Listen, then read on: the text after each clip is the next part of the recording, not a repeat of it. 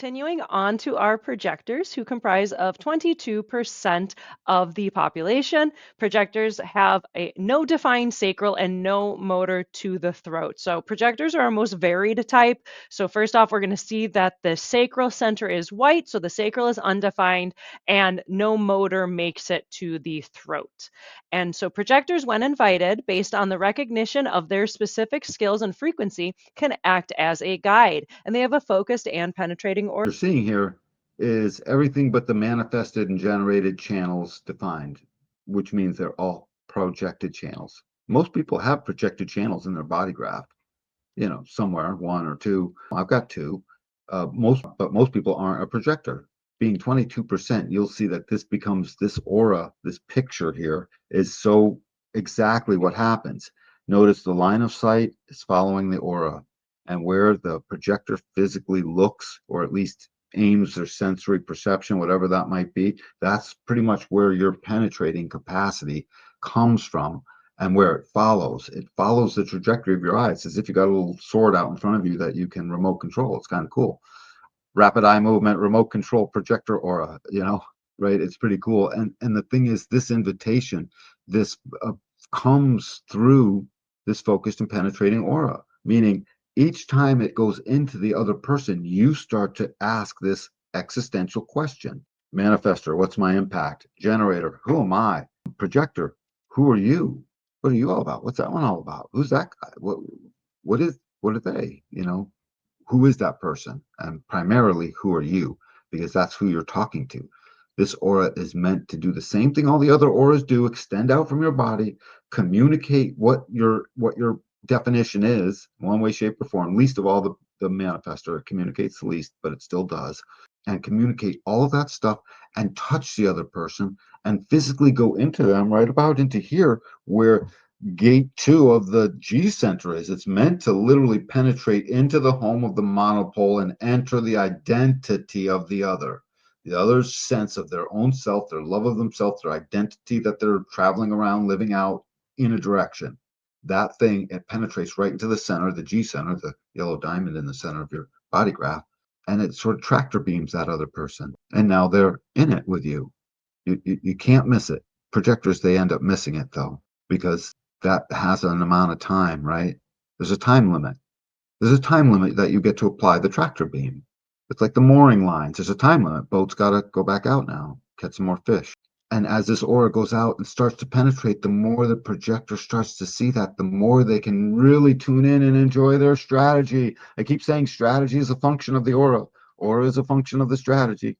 Aura is cleaned by the strategy, and the strategy is a function of the aura. It's the correct way to say that. I wait for the invitation. I wait for the recognition. I wait for the sense that I'm actually welcome. Oh no, I'm welcome here. Okay, cool. That, like, I'm welcome. You hop onto a bulletin board and someone's like, I need to crochet a knot here, and now you're invited. Oh yeah, hey, you do it this way. And in the moment you answer that question, I answer those questions as a generator sometimes.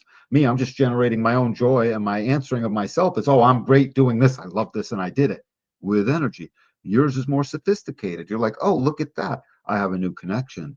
I feel a little bit of success, of opportunity, of relationship of some sort, and success of acquisition, of recognition and understanding by the other, success and accomplishment in mastering now and being involved in a new little system.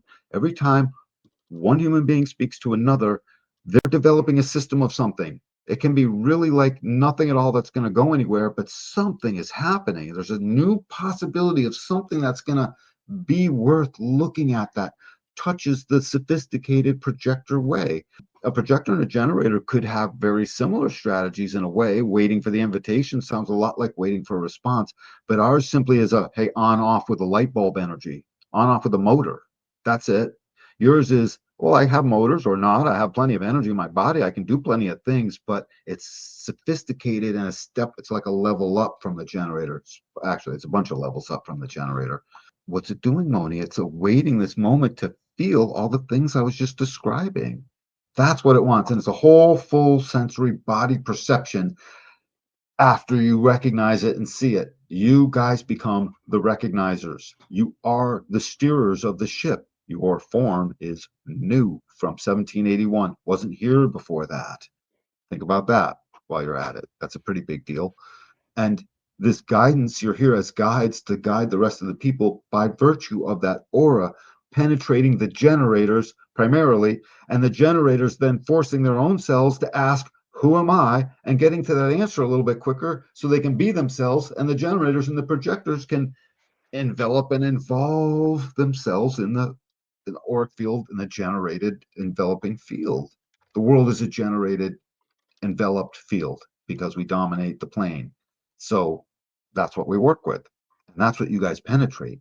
And that penetration says, that guy recognizes me on a scale of 1 to 10, about 2. That one's about an 8. This one is on and off. Sometimes they're 10, sometimes they're 2. This one's mean. It's about making your checklist of how people respect you in any one way, and you make up the values of that respect. You make up what that is. You look at that, and that's a system you master and you get into.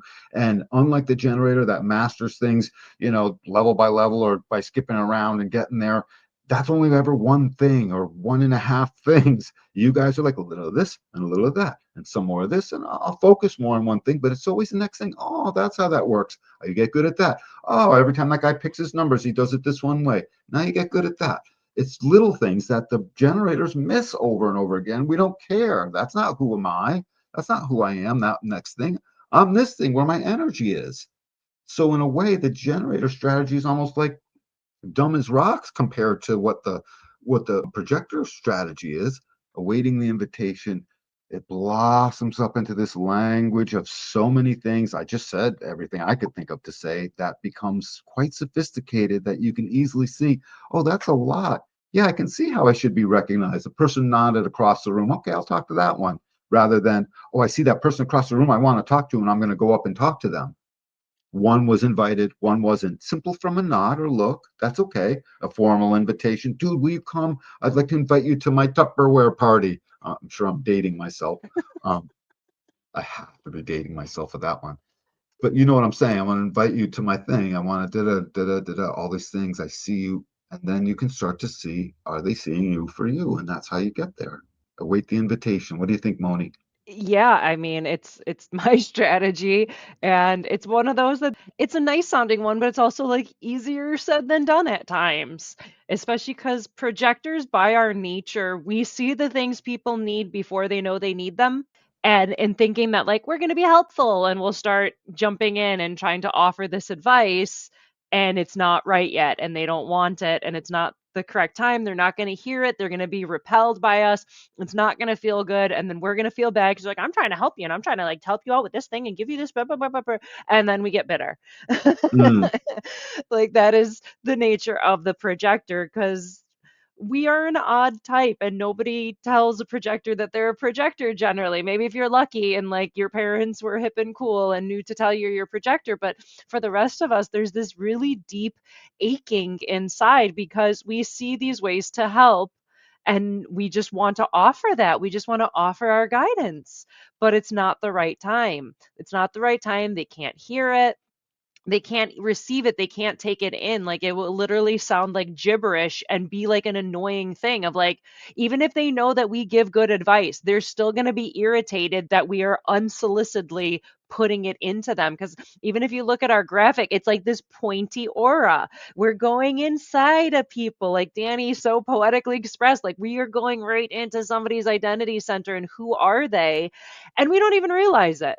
Like we don't realize that we are peering through like x-ray specs and somebody's like in their underwear. Like we don't mm, even realize it because it's just the way it's the same as looking at my own hand. Like it is just in front of my face. How could I not see the lines on my hand? They're just right there. And that's what it feels like when we're around people and we can see so much. We can see too much and it can get really weird, and this can go from just, oh, I just want to help somebody because they're doing this thing and they're struggling and I just want to help. And why don't they want that help? To seeing people who are doing bad things, who maybe like, doing stuff to hurt other people, and then having trouble even being able to express that or warn somebody or tell somebody, and then even being seen as like a problem. I've seen this numerous times with myself and other projectors that I know is like we see too much and we want to help, and then we overload ourselves and kind of like freak out trying to help and explain it, and it just turns into a big chaotic mess. Indeed, it does.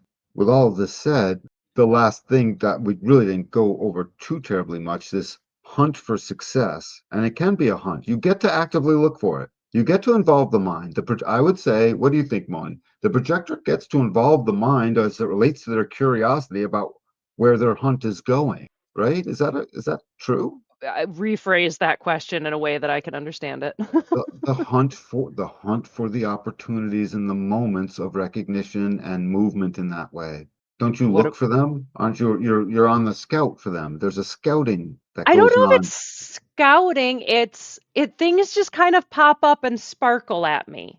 Okay. Or people sparkle at me of like, "Oh, this one's kind of special." Or maybe that, it's a fifth line projection that I'm seeing as well. But I think the projector's nature is that like systems mind, the patterns mind. We like knowing how things work. That's where I think we have that like desire and that curiosity and that drive is I want to know how things work. How are they interconnected? How does this affect this, which affects this, which affects this? And then you could do this and you build that. And like I like knowing how the parts fit together. That's what I'm looking for. That's what I get excited about with the, invitations or opportunities. It's a dime a dozen. Everyone's doing stuff wrong everywhere. Like Right. any Right. projector can see a million things to be fixed in any room. And that's what makes it difficult because we see all the things that need to be fixed, but it's not our job to fix them. Mm. And that's where it can get a bit clunky. Yep. Yep. I can totally see that. That I can entirely see that. They asked advice for deconditioning the urge to manifest as a projector. Yeah, keep watching it. Doesn't that sounds passive, doesn't it? Sounds like as Keep unfulfilling watching as it and don't do it. right. Don't you do it. The watching it is in the experiment. You have to look straight at it and you have to keep doing that because each time you do it, new clues are given, and that clue gives you the energy of how the operation in you is wound up and conditioned in the first place. Because it's such a maniacally nuanced set of conditioning that went in the first place, it's like a very detailed, lots of scalpel, minute surgery. You need the glasses and you need some robotic arms to scalpel it out. It's not, hack off a limb and sew it up. It's really in-depth surgery you're doing. And so that's one. And number two is Because start I to think Friends notice is. that you don't get anywhere. Oh. It never works. There's one for you. It gets weird. Yeah, it doesn't feel good. And if I try to make something happen, if I try to push a thing into the world, my aura crumbles. Like I literally just kind of collapse in on myself and I can't make it happen. I noticed that very deeply. And the bitterness. It's like, Yeah, why can't I do the thing? right. Everyone else could do the thing. Why can't I do the thing? Like that bitterness doesn't feel good, but it's Yeah, I got so one for deep to get into. I got one for you, and this will speak to the understanding circuitry that's here in humanity. We all have access to it. Understand this question to yourself. I'm in charge of the amount of bitterness that's going through me. Why am I going to keep doing the thing? And I see it, and then start to put together how can you answer the question honestly? Am I supposed to manifest this thing and go make this person do this thing because I saw something and I want to get something done a particular way? And the answer, as long as you're experimenting with it, will be you'll start to see, I can't answer that question in the affirmative. I can't. It's just more, that's why I started with seeing it. It seems too simple, but you got to keep seeing it so that you know what the heck it is. It's, is there fire? And you're looking, is that fire? Is that fire? That happens over the course of like 8 minutes. Is that fire? I can't tell. I'm smelling it a little bit. Mushroom this out over the course of a day or a week or something, where you're recognizing that it's going to take more time to really keep seeing it a bunch of times to see that I'm seeing it. Is that fire? Is that fire? If you're even a little bit better, you have to look and say, I might not be able to tell I'm seeing for fire right now, but I did try to go make something happen and I'm pissed now. Oh my God, I told this person this thing. Well, I told them and now I'm pissed because they didn't listen. They They didn't asked me to appreciate tell. me. Well, even they might have even asked them to tell me. I'm feeling a kind of way. Moni might say, "Daniel, I'm going to clear some energy." I'll say, "Yeah, yeah, sure." It's so quick, and I sit there and I take it. Well, are you going to do the thing that I cleared? No, maybe. I don't know. You know what I'm saying? Suddenly now she initiated because she wants. You didn't do that, by the way, at all. You never do that. But I'm saying that's what would happen. You're offering something to somebody and then they have to give it to you back a very certain kind of way that you didn't express up front. There's no bargain in that. yet, just recognize the things you put on yourself by trying to initiate. Keep witnessing how it doesn't feel good. Keep witnessing how guaranteed chemistry called bitterness, not a mental construct, chemistry first, right? Chemistry first. Then the mind is thinking that. Like it's the mind is a total narcissistic, gaslighting, petty tyrant, total gaslighter. It's like, oh yeah, that's my idea. That bitterness. No, it's not. Sorry, bro. Right? It's like, oh, I'm the one who recognized that invitation. No, my chemistry felt the right chemistry of something that feels recognized and good. It felt good in it, and it got energy. It got energy to move. That recognition gives the energy to move, just like the sunshine. Look at this, the invitation, like the sunshine on Superman after he's faced kryptonite. That's what it is. It's a great analogy. And the kryptonite is the bitterness and the manifesting. So, advice for deconditioning your urge to manifest. Do you like sucking on kryptonite, Superman?